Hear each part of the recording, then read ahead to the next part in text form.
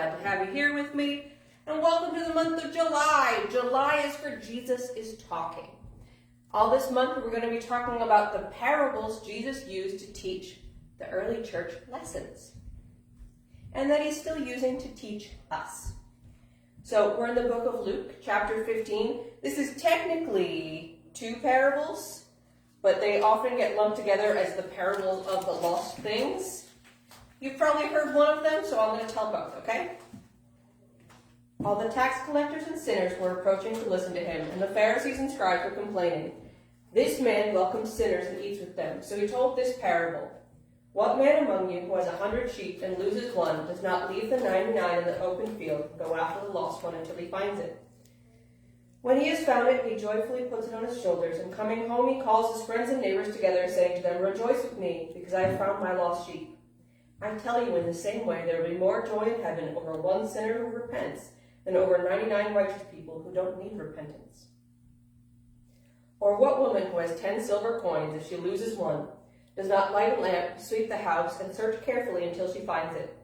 When she finds it, she calls her women friends and neighbors together, saying, Rejoice with me, for I have found the silver coin I lost.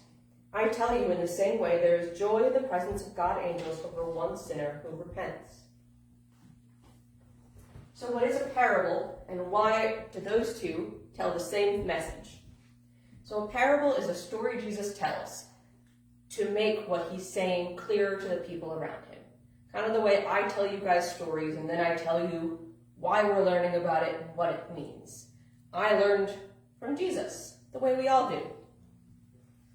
These two parables are about sinners. They're about people who don't know God. The Pharisees were angry because Jesus was eating with sinners. But Jesus said there is more rejoicing in heaven when a sinner repents than about a righteous person who doesn't need repentance.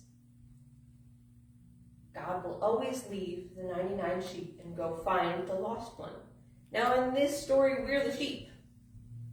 What are the sheep? We're either the sheep in the pasture who are waiting for Jesus to come back, or we're the lost sheep who Jesus went out and goes to find and carries home.